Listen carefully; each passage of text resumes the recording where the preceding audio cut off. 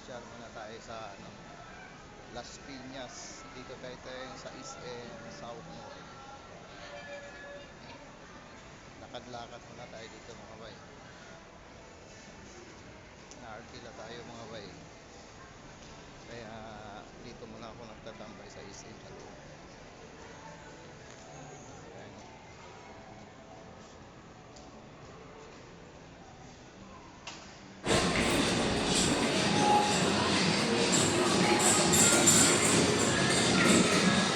Habang nag-aantay tayo mga bay, magbibingka muna tayo.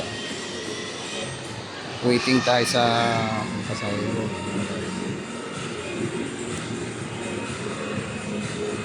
Naantok ako mga bay, magkakape muna tayo.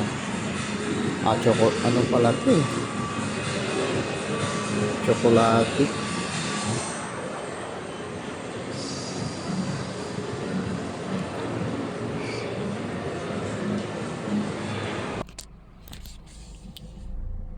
Update tayo mga bay, 7:47 na mga bay.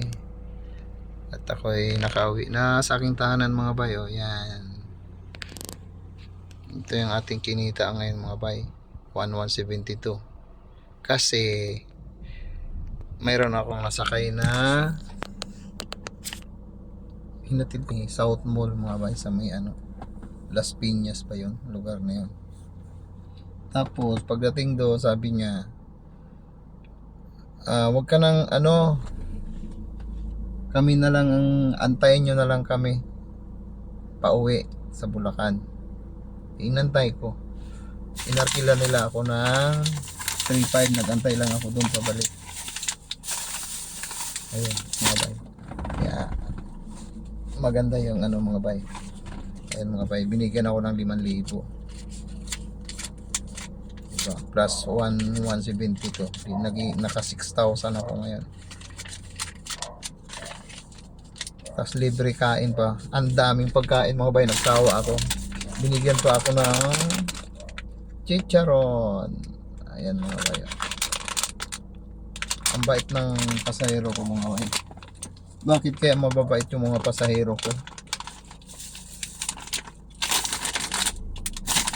Ang galing mga bay.